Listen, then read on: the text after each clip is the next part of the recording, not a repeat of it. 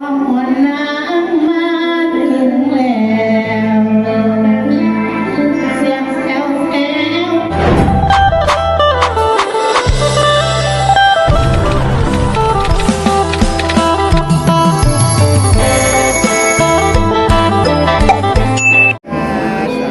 ความหวนน้ำมาถึงแล้วเสียงแซวแซวความพี่น้องเอิ้นมาใส่จำได้บ่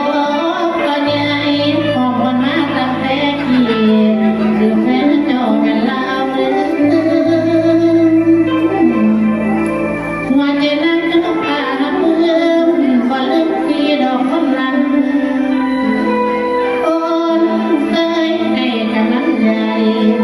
ส่งมาลัยใส่คอน้อง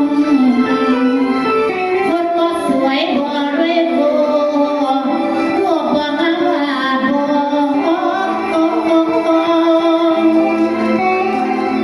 ฝากใจเด้อพี่น้องว่ามันทันตาบ่ดี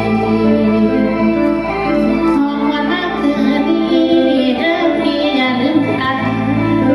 เรียกผู้มาร้องตามแก่นางลงเสือ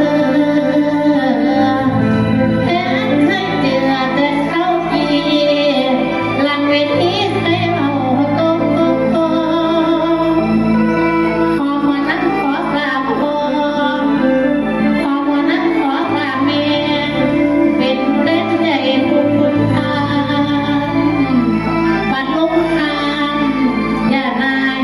สาเลยพี่น้องเอ๋ยเอาเขียวเข้าให้เบิ่งฟังกัน เอานั่งเขียวของอะไรผัวจังหน่อยขี้เกา ที่เก่าแล้วค่ะเอาเป็นตัวอย่างบางตอนซักผ้าเพิ่นนี่เสียงแล้วเอาแม่ครูรับสีเสาจะน้อยรับ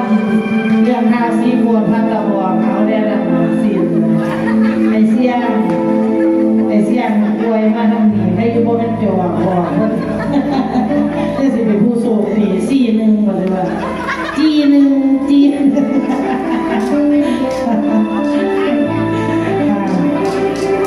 สมมุติตามของเรื่องสวัสดิ์นะคะเหลืออีกยาวอยู่นักร้องกันหลายผู้หลายคนให้เพิ่นแต่งคีย์บอร์ดให้เรียบร้อยนะคะวันนี้ม่วนนำกันจนฮอดถามโรงแรมพุ่นน่ะต่อด้วยหนังบ่ได้หนัง6เรื่องหนัง16เครื่องตามคำมั่นสัญญาที่คุยกับครู